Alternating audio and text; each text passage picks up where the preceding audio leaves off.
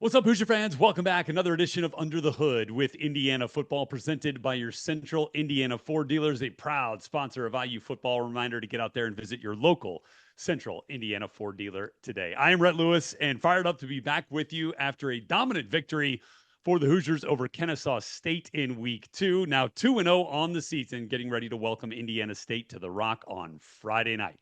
And with that, we get to welcome, as Coach Sig said, the offensive player of the game from the win over Kennesaw State. We'll call him tight end slash fullback, Riley Nowakowski, because Riley, you got your first career rushing touchdown on Saturday, kind of as a fullback, man. Congratulations. Take us through what that win was like and what that moment was like getting into the paint. It was definitely cool. Coming off of week one, we kind of knew that we needed to take a little step up. We played a good game in week one, but just couldn't convert when we needed to, kind of finishing in the red area, so the final score made it look a lot closer than it was. So we knew that we kind of needed to step it up and really finish the job. And I think that's what we did last week. We converted, I think we were 7-7 for touchdowns in the red area, which was fantastic. And then just really dominated through the whole entire game. We had a little lull in the second quarter, but after that, I think we just put it in almost every single drive. So that was really big. And then obviously the rushing touchdown was sweet. I Yeah, it grew up, was. yeah, I grew up like first position I ever played was running back. I fell in love with it. So I was just like to get a rushing touchdown has been like a goal of mine Yeah. since I was a little kid. So that was definitely a really cool moment. That's super cool, man. And yeah, because we were just talking, you were a big time linebacker, right? In high school. And what's the state like defensive player of the year or something in high school, on that side of the ball, go to Wisconsin as a linebacker, make the move to fullback, then to tight end, and now here. And by the way, that kind of looked like it was almost like a triple option kind of look right there. And then you get that kind of dive. Did you have a feeling that that was going to hit? Yeah, we had practiced a good amount in practice, so I was like, you get the call sheet whatever before the game, and Right. I saw it was at the top of the list, but I was just like, Never is know if it's he going to gonna get there, call it right? though? Yeah, exactly. So, I get up to we get in that personnel and I get up to the ball and I'm like, oh, I really hope he calls this, really hope he calls this. And he called it. I know I can get 1 yard. That's easy, Yeah. like just fall forward, So when he called it, I was like, oh yeah, this is my time. We're gonna get in the We box. got So this. yeah, yeah. Well, that's great, man. Your second career college touchdown. First one was a receiving touchdown. This one was a rushing one. It looks good in the cream and crimson, buddy. We love having you here and love that play. And that was just one, right? Honestly, Riley, like as cool as that was, to me, that was one of the least impressive plays that you had because you had some big time blocks in this game. And I know Coach Sig kind of singled you out for a couple of those. I want to go back to the first two plays of the game because those felt like tone setters to me. Like, Mhm. right, play one, you're in like a double team kind of situation initially with Carter Smith, and then you're pushing that D end about 6, 7 yards down the field. Mhm. Almost like to me, it lets them know, like, hey, man, it's going to be a long day here.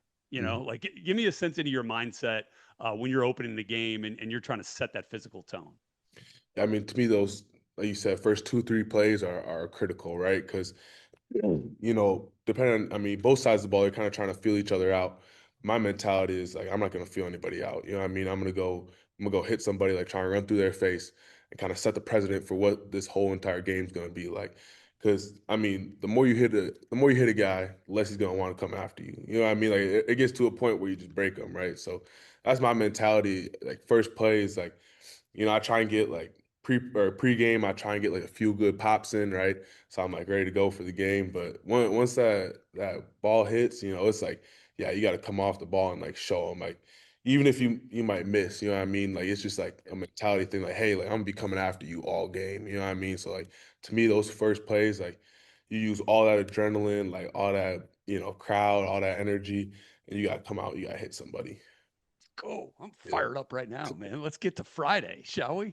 yeah. That was great, man. It's just really cool. I mean, like I talked to the team a couple of years ago, and a couple of things that I learned, at IU, when I was playing was be humble, be hungry, and just be hard to play against, man. Those are three things you can control, and like that's that. I mean, that last one, be hard to play against. Like you want to make that dude go into the break at halftime and question whether he wants to come out again. in the Mhm. second half, and that's what I felt like you do a number of times in this game.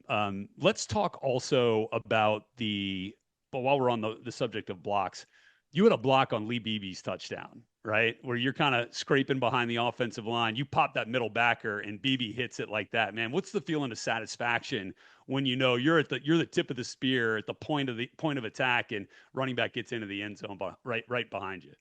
Yeah, I mean those are my favorite blocks to be honest with you. You know, like when you know you got the running back like right behind you, reading off you, like it is a lot of pressure sometimes, but it's like, hey, Yeah. like you do this and like you get the play going. You know what I mean? Like that's always what I've like kind of prided myself in is like, hey, like if it's a block off me, like you gonna get some room, you gonna get some air to like go make something happen. You know what I mean? So to me, like I love doing that stuff. Like especially anything, Love watching it. yeah, anything where I get to insert, like kind of like come through a line, you know, like Yeah. on the ball is one thing, but when you get to insert, really like get into it, like you just get more juice, a little bit more power, like can really kind of assert yourself. So like that was a really big one. You know, that's also kind of from my fullback days, right? You're in a lot of lead and That's it. stuff, so There you it's go. like, you know, like just running through the hole and making it bigger for somebody else. Like that's kind of what I take a lot of pride in. No doubt, man. It was like the culmination like of all the things you've done in your career. We saw it kind of manifest itself in this game, right? Like Yeah. from being a running back, scoring a touchdown, fullback, blocking, tight end on the line, blocking as well.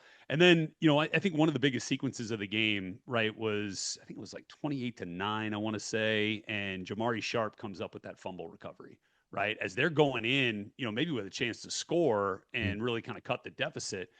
He gets the fumble. You guys come back out onto the field, and boom, sudden change, next play, explosive RPO reverse, and Omar Cooper's out the gate. And you and Holden are like sprinting down the field with your guys. I think Holden made his guy quit on the Mhm. play, was what it looked like on tape. He didn't know what was going on. You're like 40 yards downfield. Um, did that feel like such a big moment to you guys as it was kind of happening, like an opportunity to really kind of break this thing open? Most definitely, and I gotta shout out the O line for getting that play Line too, of started course. too. Yeah. You know, because Elijah Surratt too with a big oh block yeah, on the very Surratt end, sealing right? that edge, yeah, that was a Yeah. great block. I know because getting a receiver to It's block hard. is, yeah, exactly. If you got those guys like committed to that's huge for sure.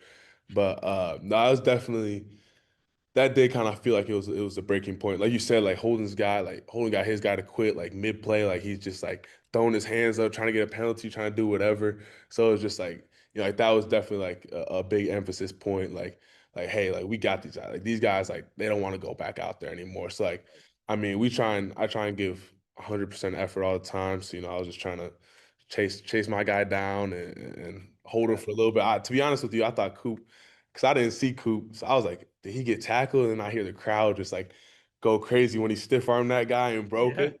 I'm Yeah. like, oh shoot, I gotta keep going. Let me, And so it was definitely a big play, but yeah, No that doubt. kind of felt like the time when they kind of broke. So that was a It certainly felt like that, just watching it. And then, like, there's a point where he's in the end zone and you can kind of freeze the end zone clip and you can see, like, Carter Smith's got his hands in the air, like the offensive linemen from behind are all yeah. celebrating. It just looked like an awesome scene, man. And it was definitely a big turning point in that game. Mhm. Fernando, man, went off in this game too, right? Four Mhm. touchdowns, three of them to Surratt. Yeah. How have you seen his confidence and his command of the offense grow, really from the time that you guys first got together? And how about just in the span of the last week, right? Week one to week two?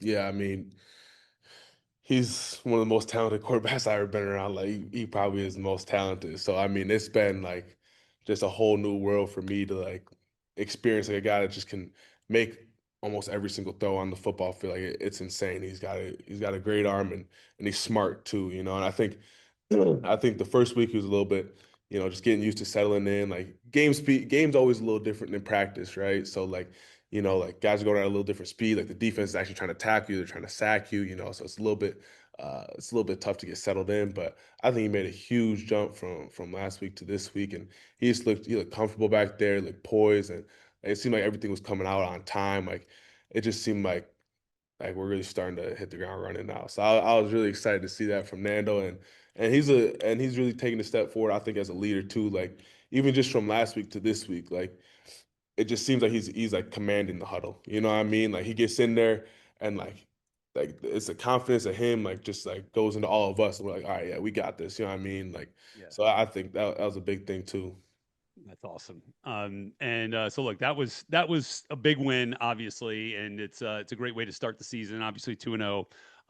But kind of before we got here, and as you when you were at Wisconsin and deciding to leave, what was attracting you to Coach Sig and to Indiana and this football program? Yeah, so I wanted to stay in the Big Ten. Uh, I I think it's the best conference in college Yes. football. Yeah, I was it staying on is. that. I'll die on that hill. No So I argument. wanted to stay in the Big Ten, and they had a similar scheme to what I had ran at Wisconsin. So I knew that I would be able to fit in well.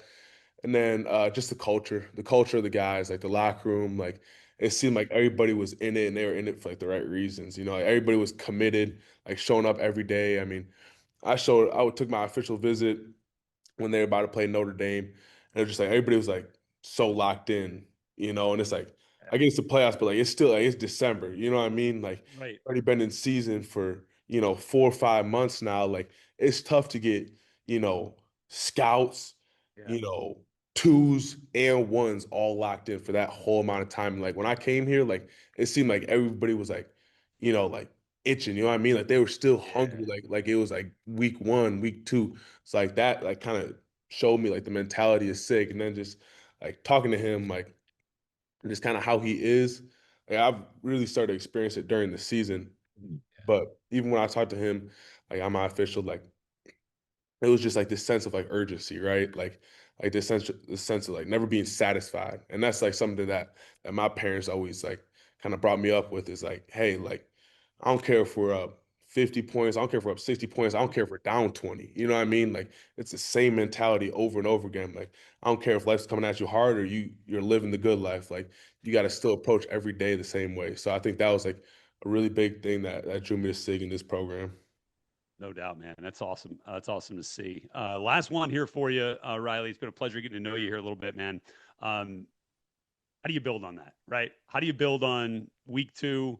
Obviously, you built on week one into week two going into a short week now, right, on a Friday night. How do you kind of build on this thing to get the most out of this week before going into conference play? I think we had a great week last week, but I think there's a lot of small things that we could fix. Like once you get into the Big Ten play, like you got to seize every opportunity, right? That's what Sig talked to us about. Like there was opportunities we left out there on the field. Like I mean, we still put up 56 points, but we could have had 70 plus. You know what I mean? And it's like when you're in Big Ten, like you're not gonna get, 20 opportunities. You know what I mean? Like you're gonna get, 10 or five, whatever. You got to make the most of every single opportunity. So I think that's like the big focus this week is like, hey, everything that comes our way, every play that needs to be made, we need to make it. Like we got to be executing at like the highest level that we can because when we get to Illinois, after this week, I mean obviously we gotta get through Take this care. week Yeah. first, but once Big Ten play starts, like okay isn't good enough. You know what I mean? You have to be at your best. Love that mentality. Love it. Love your play one mentality. Love your overall mindset, Riley. It is awesome for us to have you here in Bloomington as a part of this Hoosier team, man. And man, keep it up, man. Just keep rolling.